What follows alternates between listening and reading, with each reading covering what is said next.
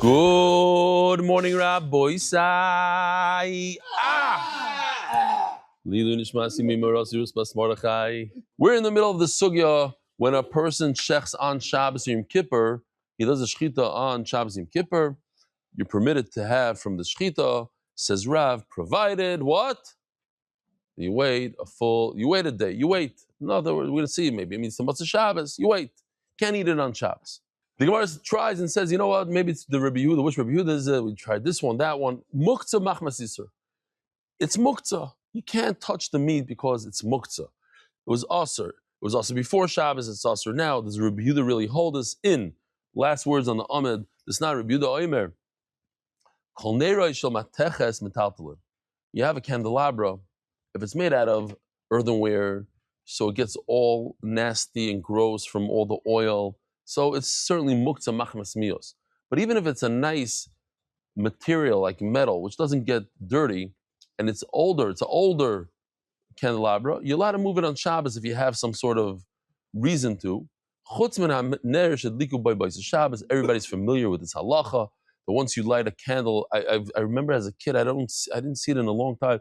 Some people light their candles on the Shabbos table, and it becomes like an issue. So they take the tablecloth. You're not allowed to move the actual candle. So what do you do exactly? I remember that where people were not so familiar maybe with this halacha back in the day. Maybe today they became more. I don't know. Okay. Vidilma shani hasam. So the Gemara, what's the connection? How do you know? So therefore, Rabbi Yehuda would say in our case, when you have meat, you have an animal that was an aver min achai before Shabbos. So it's like a candelabra that you have candles lit on it, and even when the candles go out, the candelabra remains aser. Why? Because it was a basis. It became something that's aser.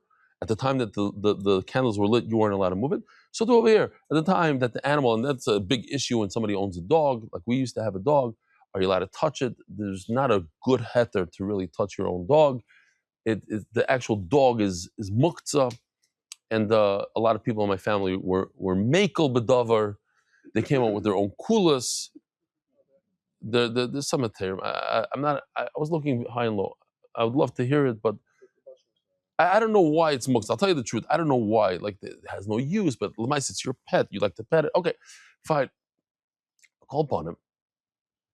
The Gemara says over here that this is Rabbi Yehuda. That's why you can't have the animal. The animal is muktzah because it's ever menachai. So even though on Shabbos it's already shechten and the meat is available, it's still muktzah. Says the Gemara, "V'dil mishani hasam du dachilei b'yadayim." What's the connection? When you light a candle on a candelabra, you're saying, I don't want to use this beautiful silver piece for the next 24 hours because I just lit a candle on it.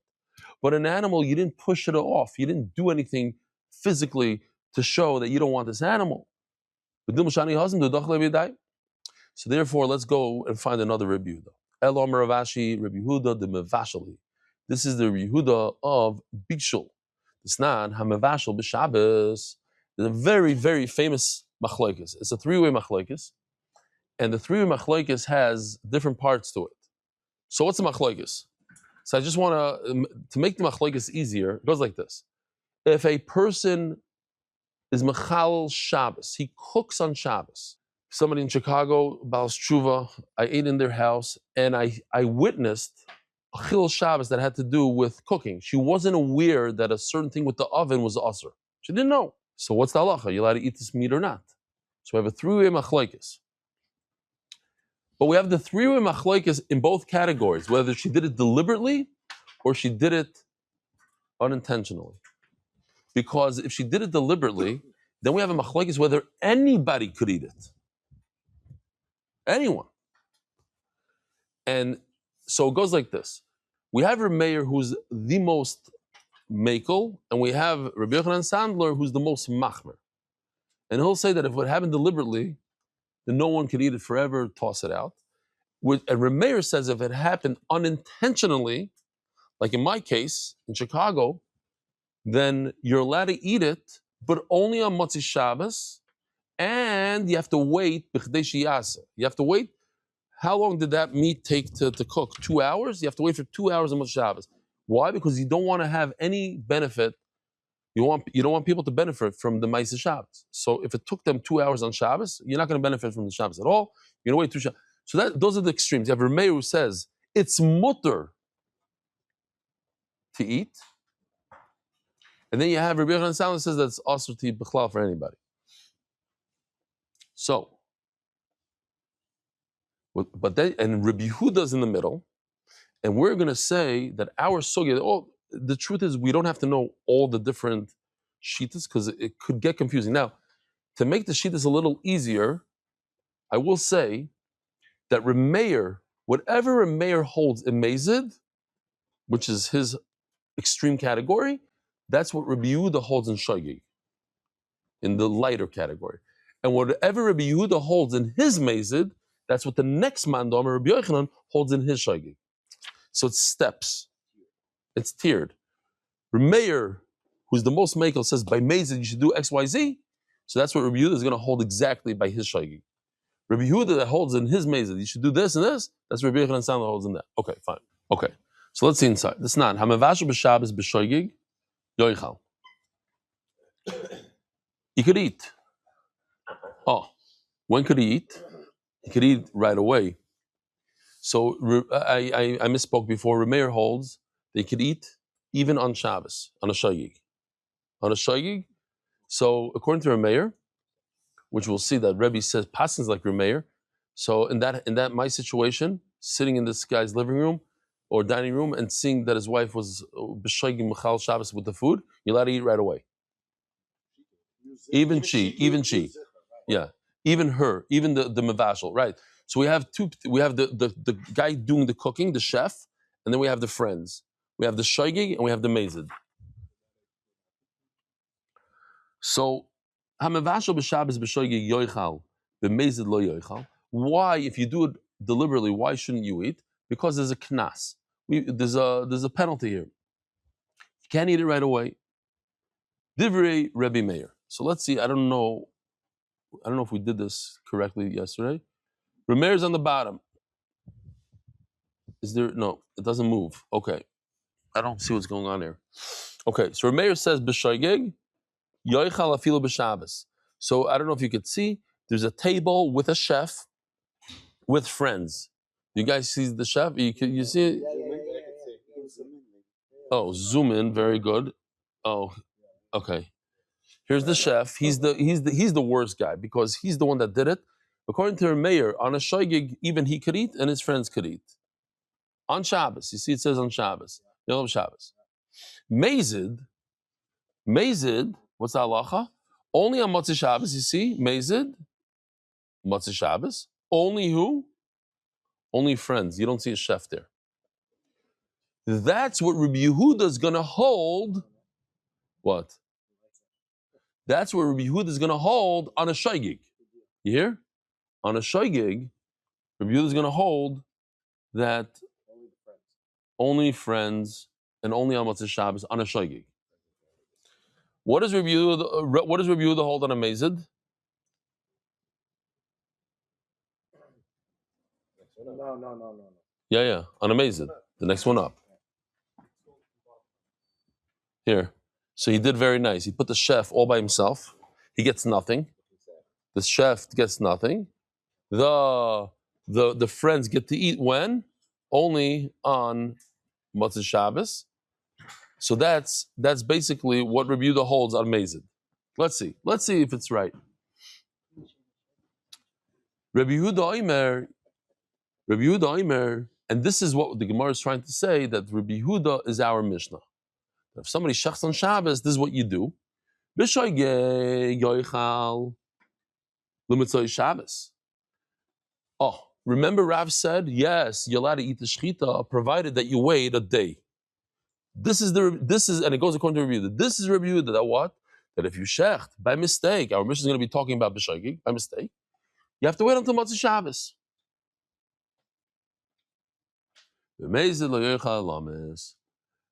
But if you do it deliberately, you can't eat forever. But who can't eat forever? The chef, but somebody else could eat. And that's going to be Rabbi Yochanan Sandler's shogeg.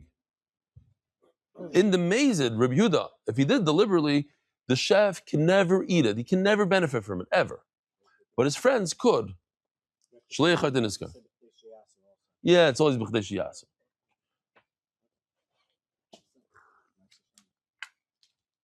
So Rabbi Yochanan, San Loimer, I know it because there's a lot of elements, so it's hard to remember it all. But Rabbi Yochanan says if you did it by mistake, I'm going to hold like Rabbi Yehuda in his mezid. Only his friends, not him. Why? Because we give a knas shaygi got to mezid. But if you do it deliberately, you can never eat it. What does the Gemara want to say? Where it says that we're going according to our mission is going to according to Rabbi Yehuda in Shaygig. It happened b'Shaygig, and you have to wait until Matzah Shabbos to eat.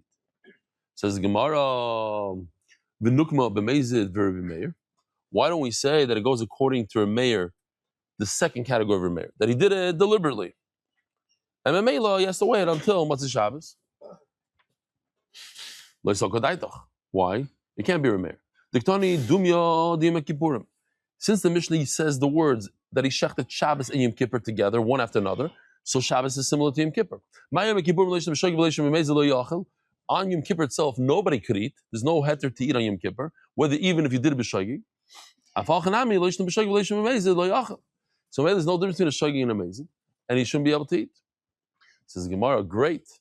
So how could you say that our Mishnah goes like Rabbi Yehuda?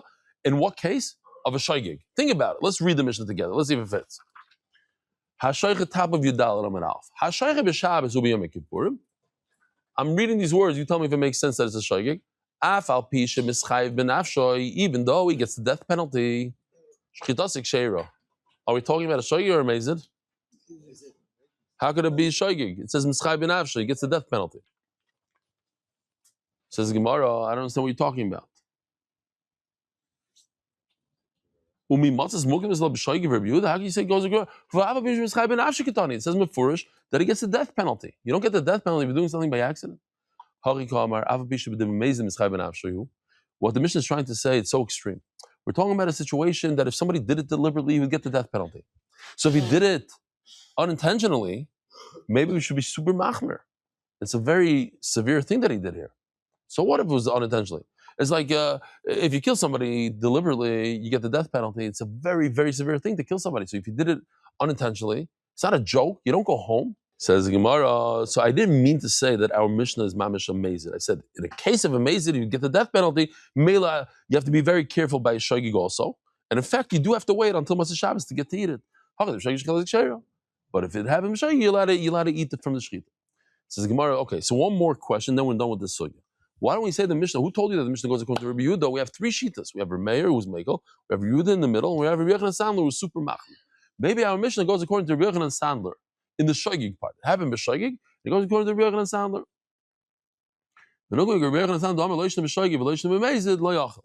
Says Gemara, it can't be Rabbi Yochanan.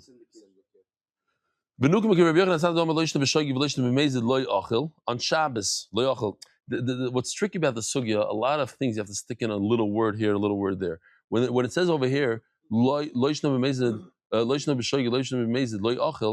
only on Shabbos you can't eat. So why don't we say that it goes according to Rabbi Yochanan Sandler? Says Gemara, Rabbi Yochanan Sandler. But at the end of the day, there's a difference between the chef himself and his friends. But our Tana never differentiated between anyone. He said a blanket statement that the shechita of somebody who shechs on Shabbos and Yom Kippur is kosher. He didn't say, only kosher for friends, not kosher for himself. So in Mela, we can't say it goes according to Rabbi Yochanan Sandler, and now we have a brand new sugya. Tani Tana Kamei Rav. Hamavashal b'Shabbos b'shogig yochal b'mezid lo yochal. So I'm going to read this, and you're going to tell me what this is. This is tricky. 8 o'clock in the morning, after sleeping 2 hours. If somebody cooks on Shabbos, if he did it b'shogig, if he did it by mistake, b'mezid lo yochal, if he does it deliberately, b'shogig yochal, if he did it unintentionally, he could eat. You hear this? He could eat. B'mezid lo yochal. Who does it go? I'm going to show you the steps, and you have to tell me besides Aryeh. Again, if you did it b'shogig, you're allowed to eat. B'mezid, you're not allowed to eat. Who does it go according to? This is the most mekel shita. This is Remeir. Rav said, quiet. Shh, don't talk like that. So the question is why? Why would Rav tell somebody to be quiet? The Gemara has two questions on that. What's the point? My time is shatikly. Why would he tell him to be quiet? Like Rabbi Yehuda. You're saying the sheet of Rabbi Meir and I Rav hold like Rabbi Yehuda, but Tanatani Rabbi Meir and the Tana, the announcer, said it like Rabbi Meir. Like Rabbi Yehuda because man the Tani Rabbi Meir shatikly because Rav holds like Rabbi Yehuda. So if anybody tries to say something like Rabbi Meir, I quiet him down. That doesn't make sense. But Rav himself doesn't hold like Rabbi Yehuda. Rav himself holds like Rabbi Meir. So he should have been very happy that somebody said like Rabbi Meir. Why would he be upset? When he himself holds like Rabbi Meir, why would he be upset that somebody else said it's like Rabbi Meir? How do I know this? When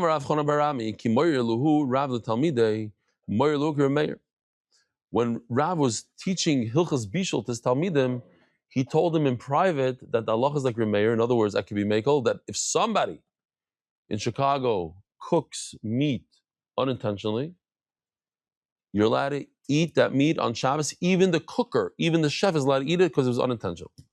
That's what he told his Talmidim. But but if when he said it in Shul in front of the whole community, he said, no, that looks like Rabbi Yehuda. Why? He didn't want them to be makel on Shabbos, to be mizalzel on Shabbos. You yourself are allowed to eat it, and then by mistake, all of a sudden you start cooking things on Shabbos, you start eating it yourself. Forget it. It becomes aser. Because of the Hamar's. So memela. So what? So if somebody came along and said the halacha is like Rabbi Meir, why would he tell him to be quiet? That is the halacha. So what's the obvious answer? Because he said it in front of so many people, and he didn't want the people to know the secret. That this story happened in front of the whole audience, and that's why he quieted them. No, nobody listens to another Amoira that comes along and says something. They listen to the guy, the speakerphone, the Ramkol, the megaphone, the one with the loud voice. I'm not going to say who. The guy that has a voice here in Yerushalayim right now. Atukuli Alma. Tana Shoichet, Tana Kamei the Rav. Says the Gemara, listen, what happened was, we're going differently. A new pshat over here. A new pshat.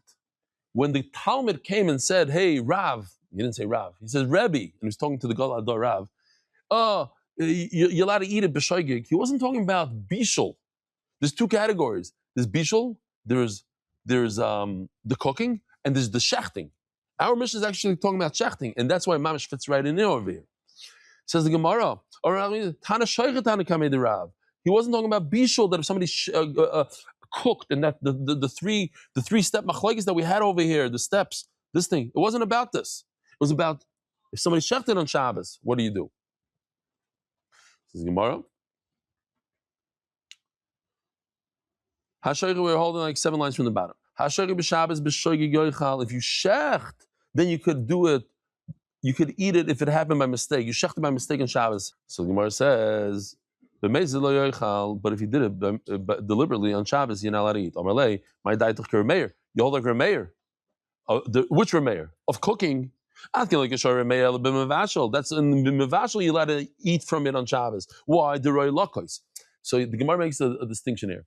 When you take meat out of the freezer and you cook it on Shabbos, the meat was edible. In fact, we had a lot of carpaccio meat during this trip. Uncooked meat, it's a thing. People eat uncooked meat. You don't like it, that's your thing. But it's a thing. People eat uncooked meat, they eat uncooked tuna. This is uncooked. But an animal that before you shechted it was 100% also for the whole world, even for a non-Jew, because it's Ever Menachai. So then you can't say, oh, I shechted and I could eat it now. I could use it right now on Shabbos. It's muktzah. Ask the Gemara. And this is why Rav is telling me quiet, because we weren't talking about bishul. We're talking about shchita. So be quiet. You're making a mistake. The Remeir is talking about bishul, not about shchita. Don't confuse the two. Shh, quiet. That's the pshat. Not quiet because the Amaratzim might hear and this and that. Quiet because you made a mistake in halacha.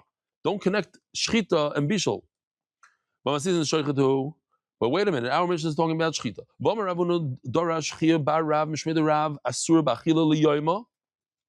And in shchita, we said that you can't eat it that day. And it goes according to Rabbi Yehuda. What do you mean it goes according to Rabbi Yehuda? Because only according to Rabbi Yehuda it's usher that day, but according to the one who's more mekel than Rabbi Yehuda, would be mutter that day. Harmeir shari. So why would Rav say, be quiet? According to Rameir, it's okay. And he was saying, according to this Tana that spoke up and said, hey, you're allowed to eat this meat on Shabbos, is he going according to Rameir? So the Gemara, no, Kishari Rameir returning to Daf, Tesvav and Beis, oh, if there's a person who's dying, and I have to shech this meat even on Shabbos, so now this animal is no longer muktzah. What does muktzah mean? Muktzah means a makzedas. I removed it from my mind. I'm never going to touch this animal on Shabbos. But no, he said, I am going to use this animal on Shabbos. This live animal, I'm going to shech, and I'm going to make a good dish for the sick person that I'm taking care of. So maybe that's not muktzah. So why did he tell him to be quiet? Because Rameir doesn't say it's mutter in general. It's mutter when there's a real reason. What's the reason here? Because it's a sick person. But if it's not a sick person, you're not allowed to eat it. Yachi, my time to review this also. If this is really a sick person, so even Rabbi Yehuda is going to agree that it's not muktzah. Says the Gemara, what happened was we removed the muktzah status. You're right. According to Rabbi Yehuda, there's no muktzah. According to Rameir, there's no muktzah. There's no muktzah. Why is there no muktzah? Because I have a sick person in the room and I have to cook for him. MMA, it's mutter, it's not muktzah, this animal. But he became healthy. Once he becomes healthy, now I go back to the machlokes Rameir and Yehuda. What happens when I do something on Shabbos unintentionally, intentionally? That's why Rav Yehuda says it's usher and Rameir says it's mutter. Rav says, if somebody came sick on Shabbos, and somebody, you shecht for him, you got to give him some meat immediately to heal him, but the healthy person cannot eat. Why can't the healthy person eat? Rabbi said, give me a good reason. No. Who just said that? Rabbi Didya said it. Rabbi Didya Prairie. He said, muktzah. Because for the healthy person, it's muktzah. The muktzah doesn't go away. What does muktzah mean? The bein hashmashas, this was usher. Now, I'm allowed to shecht it for somebody who really needs it because it's pikuach nefesh. But it doesn't mean it's not muktzah. For you, it's still muktzah. Givaldik. What? No. I said he became a chayil on Shabbos. Says the Gemara. My time, that's a shoichet. Shoichet b'Shabbos, it's muktzah. But you take the meat out. I don't want to say freezer because okay, people are going to tell me it wasn't royal achila when it's in the freezer. I don't know what. You take it out of the refrigerator, but it's meat that Meyer Fischel doesn't like, but Jamie Azulay does. So that meat is not muktzah. Why? Because it's roy lakus. Listen, I'm with you. No. Tuna is one thing. Meat is another thing. You know, it's interesting. Animals, they eat it as they just eat it raw. They didn't eat it in bishul, nothing. Oh, turning to the daf, Adar Global Specialist in International Financial Services, Chaim Milrad, Linish Masim Rasi, Frarato Bas, Yitzchak, Aleh Shalom. So the Gemara. Hi, Raylog, it's very wrong. Omer Papa. So Rav Papa comes with a little chiddush, and then we're done with the sugi. We're starting a brand new Mishnah, interesting things about different knives and stuff. So it says Rav Papa, but sometimes we can reverse the halachas. Both halachas will reverse. Sometimes when you shecht on Shabbos, it's mutter for everybody. Oh, that's what Rabbi Ari was asking. Oh, yeah, because then what happens, Rabbi? You did your prayer. What happens when the chayla is sick before Shabbos? Then there's no more muktzah. But sometimes mevashel, even though typically mevashel is mutter on Shabbos if you do it for a chayla, sometimes mevashel is also glas. When you cooked something that was connected to the ground on Shabbos, so that's mamish muktzah, and you're allowed to do it for the chayla, but not for a healthy person. So what's the halacha? If you have a chayla who is a chayla from before Shabbos, then it would be allowed for a healthy person in a raw state, like just to chew on it, the kapartio. My time because this is not muktzah. Why is it not muktzah? because I designated it for the sick person. And the shechita was completely for the sick person. Because you cannot shecht a part of an animal, you have to shecht the entire animal. And I shechted it just for the sick person. So maybe you're allowed to take a ride on it, piggyback on his shechita, and eat from it on Shabbos in a raw state.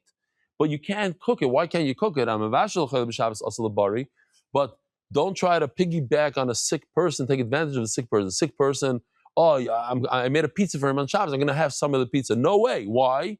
Because you might come to add extra for yourself, and that's also obviously a memela. We just say anything cooked on Shabbos for a sick person, healthy people should not be touching it. What do we have here? We have a magal yad. It's an interesting tool. It's sharp on one side, and it has like a saw, like serrated on the other side. So you're allowed to use the magal yad on the sharp side, not with the serrated side. But sorry, you see, they made it interesting. It's a stone. That's the top left one. So hakol shaychtin, v'lo'ilin shaychtim, ubakol shaychtin, hakol lo'ilin ubakol, which the Gemara is going to explain. I did say bekana, but I didn't explain it well. Ubekana. Bekana is a reed. A reed, yeah, because he started asking me a question in the middle of that word. Bekana is a reed. You slice a reed in half, similar to what they have today, the schachs on the mat. So it's a half a kana, very sharp edges. Hakol shoychtim, everybody could shecht. Ula oilam shoychatim. We have to know what that means. Ubakol shoychtim, and you could shecht with every item. It doesn't have to be a metal knife. Chutz mimagal kotzer. So what's a magal kotzer? Here, magal kotzer has serrated blades, but they go in one direction. So the concern here is that you're going to tear the neck and not shecht the neck. It has to be a nice smooth cut and not a tear. V'hamegera, megera is the top one. It's more like a saw also. Vashinayim, teeth. Vatzipirin, with a fingernail. What's the problem? Because it tears at the skin and it doesn't cut smoothly. Says the Gemara Sheikh, that says that when you shech the evid in lechatchilaloi, again this idea of shchita hashoichet the evid in lechatchilaloi, it says hashoichet. If you did it with a magal yad, so after the fact, it's okay. It doesn't say you should shech with a magal yad with a sickle. It says if you do, then it's okay. The evid in lechatchilaloi. I can understand why a sickle is no good. As you saw Benny holding it, it has two sides. It has the serrated side and it has the smooth side. So very good that you're using the smooth side, but you might one day, or a kid will see that you use that sickle, he won't know that you did it this way or that way, he'll use the wrong side. But why can't you use a stone or a reed? You can do shchita in anything, with a piece of glass, with the stone. It says mefurish a stone. Says the Gemara, loy kasha. Our Mishnah that it says that's b'di'eved is talking about that it's attached to the ground. When it's attached to the ground, it's problematic. It's not the best thing. It's okay after the fact, but when it's completely detached, the stone that's detached is great. Rebbe says here, it's possible. It says in the pasuk, you take it in your hand. So when it's connected, no good. Rebbe holds it's okay. So we're going according to Rebbe Chia, and Rebbe Chia says that when it's attached to the ground, you're yaitza after the fact, not lechatchila. Says the Gemara, b'ma yakim to Rebbe Chia with the eved elahad tanya bakol shoychtem bein betolish bein b'chuber bein shasakin lamalo b'tzavar bein lamata. Whether it's like this, that the animal's neck is up and the knife is down, or the animal's neck is down and the knife is up. Mani, because you just told me that according to Rebbe Chia, it's only after the fact, not lechatchila. Rebbe says it's completely possible. So why are you telling me it's 100% mutter? Rebbe Chia says it's only after the fact. And according to Rebbe, for sure it can't go, because Rebbe, the Avinami lawyer, according to Rebbe, in all situations, is completely no good. So how does this go? No, Rebbe Chia holds it's in the first place. You go ahead and shech like this, not a problem. So why is he arguing in a case, and it seems like he's talking about after the fact? The Rebbe to say that Rebbe is so severe, his sheet is so strong that he holds that even b'diavad not. I hold b'diavad yes, but I wanted to point out that Rebbe holds that in no shape and form is the shchita okay. But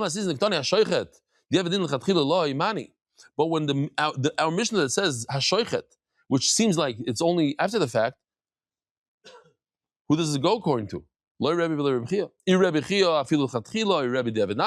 same question.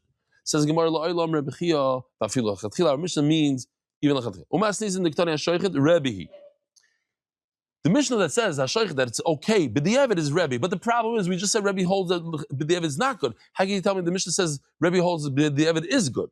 Kasha the Rebbe out the Rebbe. Loi kasha. So what's the obvious answer? There's a difference whether a reed is still attached to the ground and it never had a shasa kosher, so to speak. It was always attached to the ground.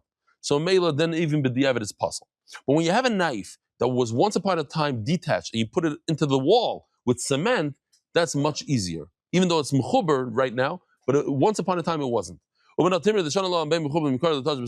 to make such a distinction? What's a muchni? Here we go. Beautiful. Check this out. Rabbi side. There's a muchni. It's a knife on a wheel. And it has like a pedal. It's like a machine. Muchni shchitas ikshera. B'mechuber l'karka shchitas ikshera. No, it's not shchitas ikshera. Well, it says everything is kosher, kosher, kosher. But if there's a knife attached to the wall, then it's possible. What do you do? On the one hand, it's mutter.